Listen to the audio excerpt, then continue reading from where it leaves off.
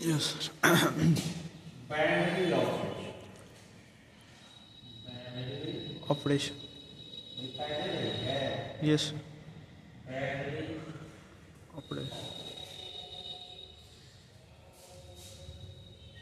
ये binary operation क्या है? ये एक नॉन-रिपीटिव सेट के कार्टेशियन प्रोडक्ट से उसी सेट पर एक मैपिंग है ना? Yes. So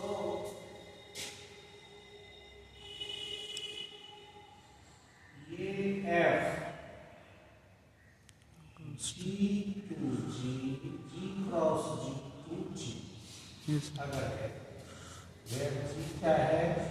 ये सेट का है. है आपका नंबर सेट. है ना? Yes. तो इस मैपिंग को, ये जो मैपिंग है उसको हम लोग कहते हैं बाइनरी ऑपरेशन, है ना? और सीधे ऐसे नहीं, binary operation defined Multiple. On G. Binary operation defined on G का मतलब हुआ बाइनरी ऑपरेशन जब भी होगा तो किसी सेट पर डिफाइंड होगा. और वो क्या है कि मैपिंग है किसी नॉन-रिपीटिव सेट के कार्टेशियन प्रोडक्ट के, है ना? किसी नॉन-रिपीटिव सेट का नॉन-रिपीटिव सेट का आज क्या कहते हैं तब तक इसे, है ना? आ जा तुम,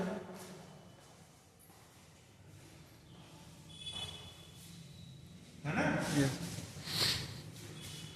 ये अब किसी सेट पर कोई बाइनरी ऑपरेशन डिफाइंड है कि नहीं है ना? इसका मतलब ये भी हुआ कि एक ऐसा ऑपरेशन जो किसी सेट के प्रत्येक दो एलिमेंट के बीच लगाने से या उस दोनों दो एलिमेंट को ऑपरेट करने के बाद रिजल्ट उसी सेट का एलिमेंट होना चाहिए. तो इसका मतलब है कि बाइनरी ऑपरेशन डिफाइंड. डिफाइंड है. और ये समझ में आ गई. जैसे ये बाइनरी ऑपरेशन, Yes. ये बाइनरी ऑपरेशन है, बाइनरी ऑपरेशन लेकिन सब पर डिफाइंड. है. ये बाइनरी ऑपरेशन है, ये Yes. बाइनरी ऑपरेशन, ये सारे के सारे बाइनरी ऑपरेशन है. ये सारे के सारे बाइनरी ऑपरेशन है. बट ये नेचुरल और ये natural defined. Not defined natural. On and Yes. Set of integer z, ये दो. है ना? Yes. इस दोनों पर Boundary. ये सब डिफाइंड नहीं, Yes. है ना? सो हम लोग इसको जनरली, इसका मतलब ये नहीं है कि Boundary. Negative binary operation, Yes. Binary operation है Against. दो एलिमेंट के बीच लग के तीसरा प्रोड्यूस करने वाला एक ऐसा मशीन, है ना, जो दो नंबर के बीच लगे और रिजल्ट क्या हो जाए, उसी तीसरा पैदा हो जाए. Yes, सर उसी सेट का. बाइनरी ऑपरेशन एक तरह सर फंक्शन है हुआ ये. हाँ फंक्शनिंग, Yes. है ना? तो अब बाइनरी ऑपरेशन डिफाइंड होने से जब भी मैपिंग है तो नॉन-रिपीटिव सेट पर ही डिफाइंड होगा. Yes. तो वो कैसे सेट से किस एलिमेंट, मैपिंग तो किसी सेट के एक एलिमेंट का भी इमेज बनाता है ना? एक एलिमेंट को लेके उससे उस मशीन में रखिए तो एक नया प्रोड्यूस होगा. ये एक रूल है. उस तरह से किसी सेट के एक एलिमेंट को दूसरे सेट के किसी एक एलिमेंट के साथ जोड़ता है ना, और इधर वाला सेट के एक एलिमेंट को यूनिकली इधर वाले सेट के साथ जोड़ता है। यूनिकली का मतलब हुआ अगर ए से बी पर हम लोग वो रूल डिफाइन कर रहे हैं तो ए के एक एलिमेंट ए को इधर वाले के B1 और B2 के साथ नहीं जोड़ सकता, या तो B1 के साथ ही जोड़ेगा या B2 के साथ ही जोड़ेगा, ऐसा रूल है, ठीक है। और वही रूल अगर इधर जो डोमेन है अपना, है ना, मैपिंग का, वो किसी सेट से का कार्टेशियन प्रोडक्ट हो, है ना, और जो कोडोमेन है या आप रेंज कर सकते हैं वो भी वही सेट है, तो वो जो मैपिंग है आपका वो बाइनरी मैपिंग, एक तरह से फंक्शन है दोनों बाइनरी और चूंकि ये क्वेश्चन पूछे थे और बहुत सारा बच्चा इसका सही जवाब नहीं दिया, ठीक है ना। अब ऑन कैमरा हम नहीं बता सकते, ठीक ना। चलिए, नंबर अच्छे दिया गया है। अब ये हो, अब उसी के साथ अलजेब्रिक लिखेंगे कब, क्योंकि आपको तो डिटेल लिखाया गया है। सो अलजेब्रिक स्ट्रक्चर ग्रुप पर लिखा फायदा करेगा इस सेमेस्टर के बाद तो तुमको भी इसी में आना है ना।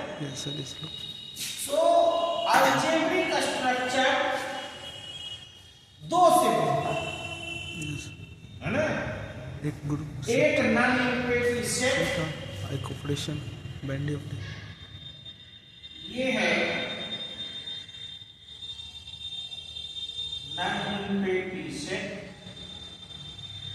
नॉन यूनिटरी सेट, यस, एक और ये ओ बाइनरी ऑपरेशन, ये है आपका एक बाइनरी ऑपरेशन, वो भी defined on G, defined on G, on जी।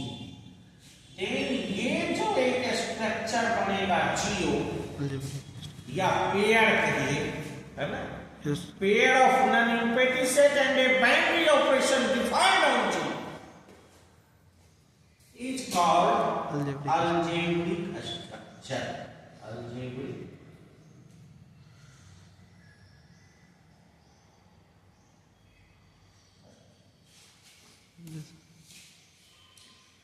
अब अलजेब्रिक स्ट्रक्चर है,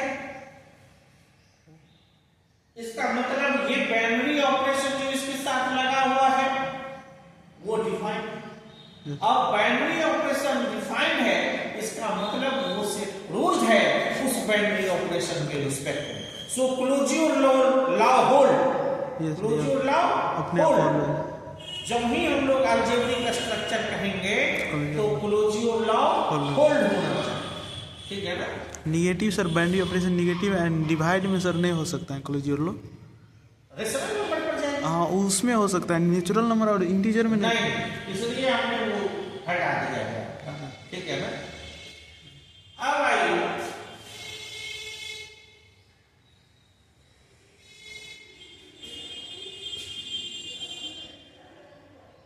binary operation defined on a set और on a set G, suppose नाम लिखने में सुविधा हो, और G is closed, G is closed under binary operation O. Yes, O is binary operation defined on set G, yes, G, or G is closed under binary operation O. Both are same statement, no doubt. और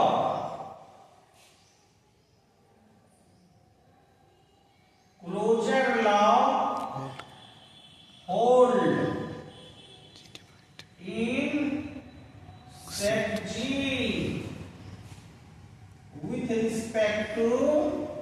binary operation O. यानी हंसी हमको इसलिए लगती है कि अगर आप समुद्र में गोता लगा रहे हो न, तो आपको तरह तरह का उसमें कहाँ ठंडा है ना, माने आप उसको चंद तरीके से एक्सप्लेन कर सकते हैं नहीं। यानी कि सर मान लीजिए कि आप किसी तालाब के पानी को एक लोटा लेकर के आप ये एक्सप्रेस नहीं कर सकते हैं कि पूरे तालाब का पानी ठंडा है कि गर्म है, ठीक है ना। लेकिन जब उसमें आप कदम बाय कदम मान लीजिए नीचे उतर के 10 कदम आगे तक बढ़ के आप डुबकी लगाते हैं, तब उसके बारे में कह सकते हैं कि नहीं। जैसे पूछेगा, जिस भाषा में पूछेगा आप उस भाषा में उसको एक्सप्लेन कर सकते हैं, है ना। सो आपको तब तक का जानकारी होना चाहिए। ये हो अब लगे हाथ आइडेंटिटी एलिमेंट। आइडेंटिटी एलिमेंट, ये आइडेंटिटी एलिमेंट वास्तव में सीधे कोई एलिमेंट आइडेंटिटी नहीं होता, ठीक है ना। Identity element with respect to binary operation, identity element with respect to binary operation, because it is known to you कि 0 is also identity element and 1 is also, है कि नहीं। But 0 is the identity element with respect to addition as a operation, and 1 is the identity element with respect to operation multiplication, कि नहीं। सो इससे क्या clear हुआ कि आइडेंटिटी एलिमेंट, कोई एलिमेंट आइडेंटिटी अपने आप नहीं होता, ठीक है ना। वो किस पर निर्भर करता है, ऑपरेशन पर। Identity element with respect to binary operation, ये चीज इसके साथ होना चाहिए। सर आइडेंटिटी एलिमेंट इस यहाँ डिनोट करते हैं तो उसको एक्सपोनेंशियल नहीं कर सकते हैं यहाँ पर। एक लेटर से हम लोग तो कितना चीज डिनोट करते हैं, है ना। एक्सपोनेंशियल के लिए आपको ऐसे होना है, एक्सपोनेंशियल थोड़ी होता है। ई पर जो पावर आप डालते हैं तब होता है वो exponential. This is also metric, है ना। लेकिन यहाँ जो ई लेते हैं सीधे एक लेटर हम लोग ई लेते हैं, ठीक है ना। सो आइडेंटिटी, इसका असर मान भी तो होता है ई का भी, वो अलग चीज है, वो अलग है, वो अलग चीज है, ठीक है ना। इसका मान कहाँ आते हैं, वो 2.17 ऐसे करके ना आता है ई इक्वल टू। उस हालत में ये रहा, यहाँ जो आइडेंटिटी एलिमेंट है वो सिर्फ मोटा अलजेब्रा का एबीसीडी है, वो लेटर है, ठीक ना।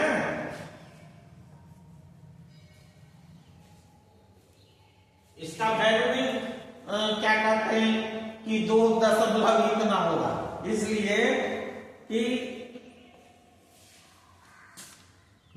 यहाँ तो आइडेंटिटी एलिमेंट 0 है 1 है ना। तुम लोग भी मन लगा बेटा, ये भी समझो कि हम दूसरे क्लास में बैठे, बहुत सारा चीज ऐसा होगा जो तुमको, और it is not difficult to understand this, बड़ी मजेदार है ना। सो आइडेंटिटी एलिमेंट का व्यवहार वैसा होता है एकदम निश्चल, पानी के जैसा, है ना। हमने उस समय पढ़ाते समय बोला भी होगा कि आप जैसे फ्रेश वाटर लो, है ना, तो फ्रेश वाटर का कलर कैसा होता है, जो मिला दो उसमें, है ना, वैसा उसमें एक सॉन्ग भी है ना। अब पूरा उसका हमको याद नहीं है। पानी का रंग कैसा, जो इसमें मिलाओ उसके जैसा, है ना। सो लाल मिलाओ तो लाल, हरा मिलाओ तो हरा। अपना आइडेंटिटी एलिमेंट भी वैसा ही काम करता है। ये जिस बाइनरी ऑपरेशन के रिस्पेक्ट में आइडेंटिटी एलिमेंट है सपोज एडिशन, सो 5 के साथ 0, ये आप अगर ऐड करिएगा तो रिजल्ट 5 ही बनेगा।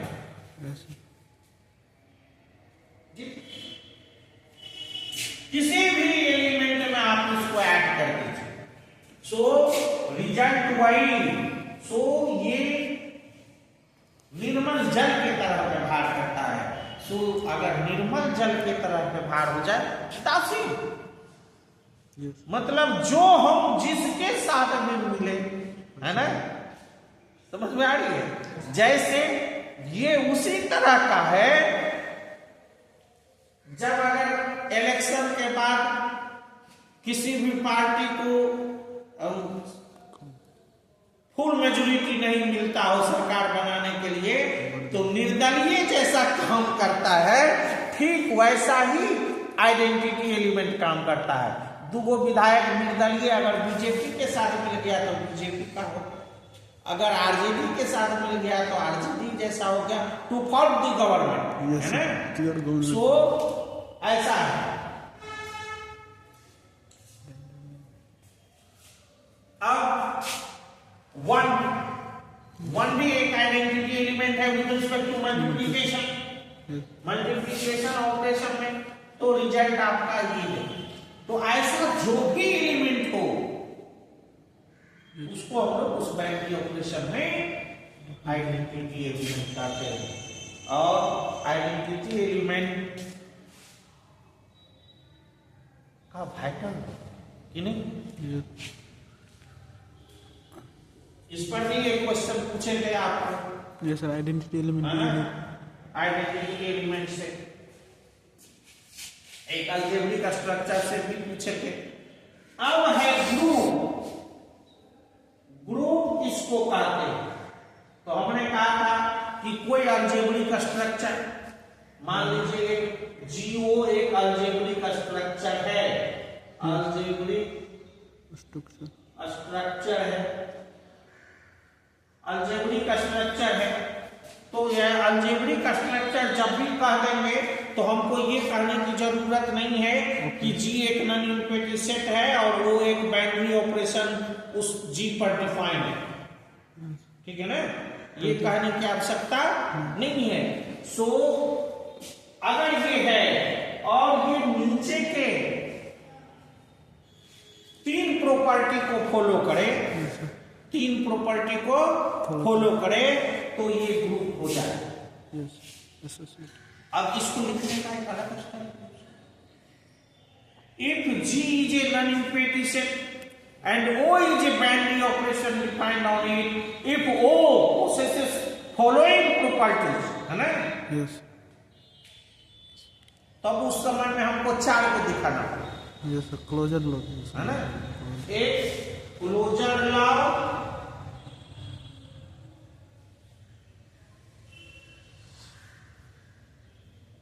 दूसरा associativity,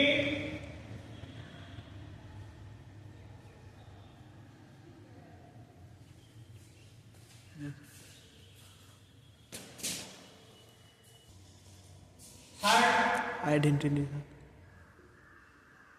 existence of identity, identity, yes. और inverse, existence of inverse, existence of inverse, yes.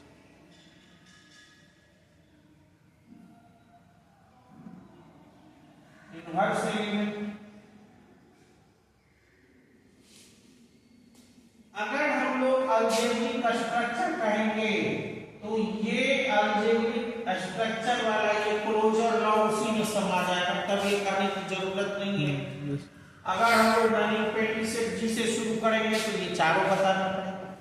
अगर हमको आबेलियन ग्रुप प्रूफ करना है, अगर आबेलियन ग्रुप दिखाना है, तो ये कम्यूटेटिविटी आपको उसमें और भी पालन करना होगा, कम्यूटेटिविटी,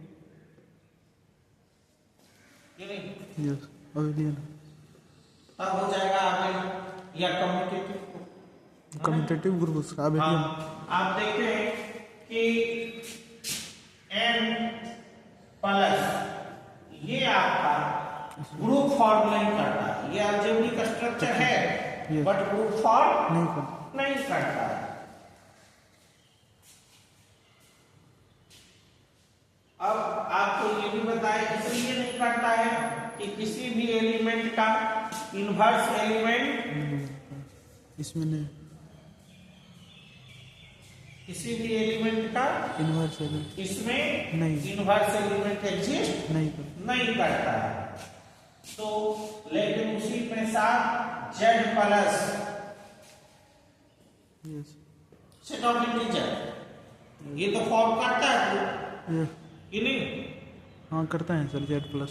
5 का -5 होगा, ऐड करेंगे तो 0 हो जाएगा। सर इसका सो ये ग्रुप फॉर्म नहीं करता, ये ग्रुप ये फॉर्म, ग्रुप फॉर्म नहीं करता बट ये ग्रुप फॉर्म करता है। यस, कि नहीं? ठीक, हमको नहीं लगता कि कोई इसको नोट करने की कर सकता। ना सर सब तो पहले यस, सब तो पहले से ही है। इस कागज से साफ कर बेटा उसको।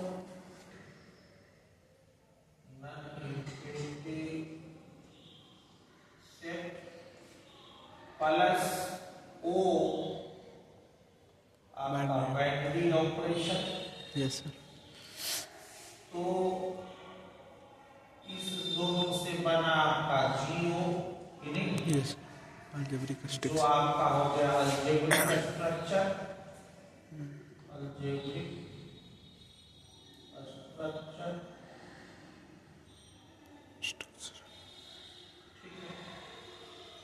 अब इस जीओ में अलजेब्रिक स्ट्रक्चर प्लस अगर हम लोग एसोसिएटिविटी जोड़ दें, बेटे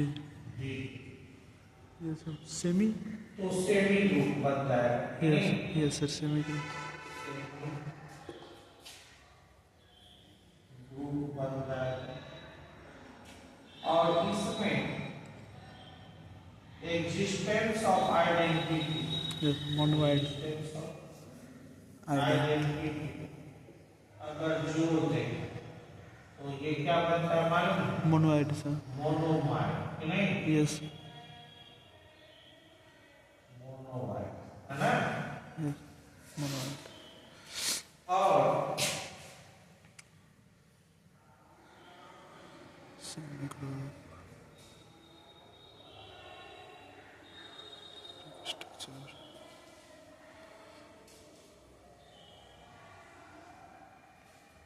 नॉन इन्फिनिटी सेट में बाइनरी ऑपरेशन ऐड हुआ तो आपका बन गया algebraic structure, algebraic structure. Algebraic structure में एसोसिएटिविटी ऐड हुआ तो सेमी ग्रुप में एग्जिस्टेंस ऑफ आइडेंटिटी हो गया तो ये हो गया आपका मोनोमाइड।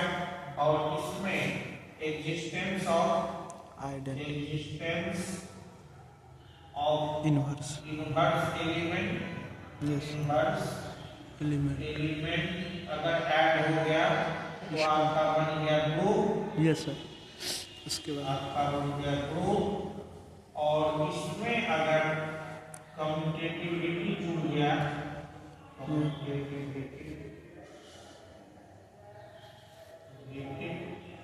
अगर जुड़ गया तो ये बन गया आपका आबेलियन ग्रुप, कि नहीं? आबेलियन ग्रुप, ग्रुप,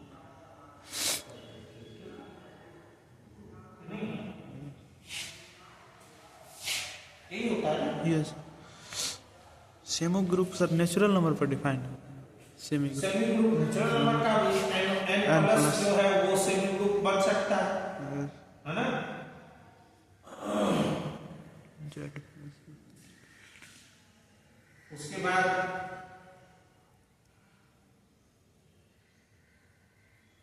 आप उसमें होल नंबर जो है आपका उसमें 0 आ जाता है ना? तो whole number with binary operation addition वो आपका मोनोवाइड हो जाएगा। Yes, existence of inverse element यहाँ पर आपको जेड, सेट ऑफ इंटीजर लेना यस, है ना? तो वो ग्रुप फॉर्म कर जाएगा और उसमें कम्यूटेटिविटी होता ही है। यस सर, जेड प्लस तो वो आपका आबेलियन भी होगा। तो ये आप चाहते हैं, है ना? अब हम लोग ये देखें कि आइडेंटिटी एलिमेंट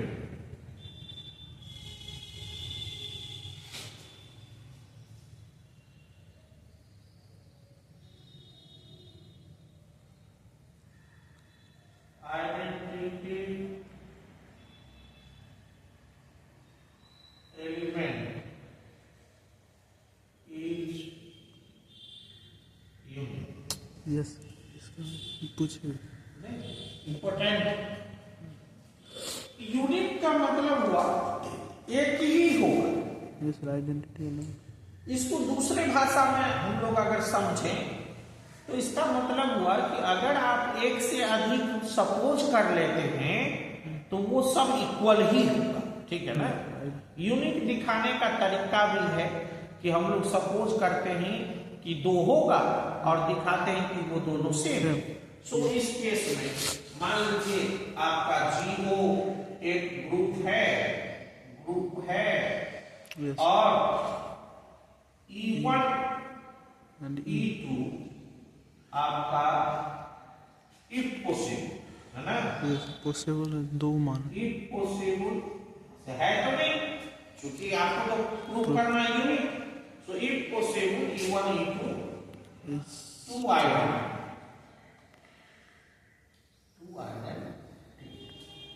ठीक है। तब आपको टू प्रूफ क्या करना है, E1 E1 equal to E2 दोनों एक E2 he. Yes, E1 equal to E2। अब देखिए कोई भी एलिमेंट आप ए ले लीजिए, है ना।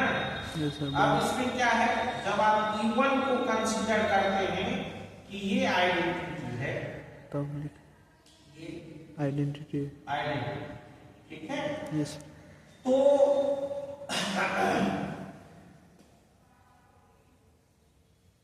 E1 पहले। यस सर, E1 पहले या E2। तो E2 आपका जनरल एलिमेंट का काम है। So E1 O E2 that is E2 O E1 equal to E2। E2 है general element. Yes sir, identity.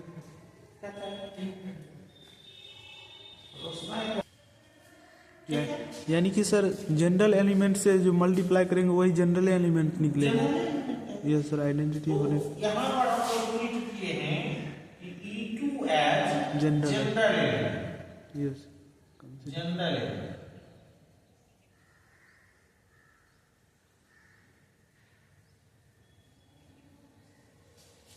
E2 as general element. General. Yes, अब हम लोग अगर मान लीजिए E2 को कहते हैं आइडेंटिटी, अगर E2 को कहते हैं आइडेंटिटी तो E1 को E2 O E1 है ना, बायां दायां किसी भी तरह से, तो रिजल्ट E1 बने। यस, जनरल एलिमेंट पर डिपेंड करता है सर यहाँ पर। यस, तो E1 as general element. General element नहीं, यस, इसको इक्वेशन 1 कहिए, क्वेश्चन 2। इक्वेशन 2 कहिए। इधर वाला ये देखिए, ये दोनों तो सेम ही है यस सर, और ये चल रहा है क्या? है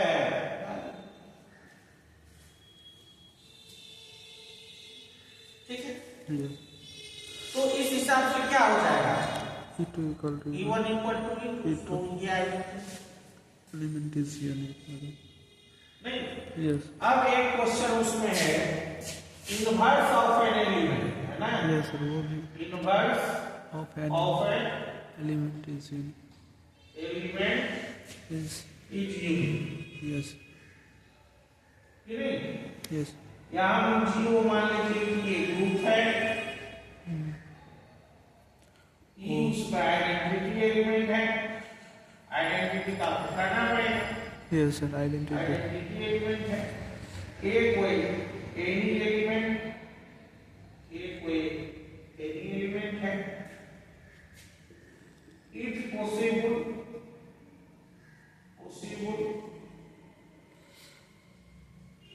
B and C inverse inverses of A, A. Yes sir. तो टू प्रूफ क्या करना है?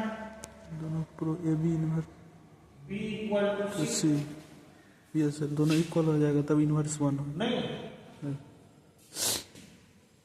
अब देखिए जब मान लीजिए बी आपका ये है तो A O B equal to B O A equal to E. Yes बस का तो सी, अब अगर सी है तो A O C equal to C O A equal to D. Yes नहीं, ये अब यहाँ से आने से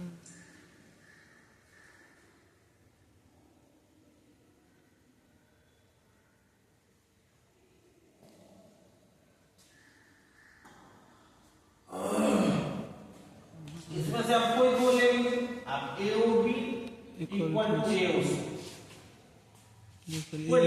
ए इनवर्स से आप मल्टीप्लाई बोथ से।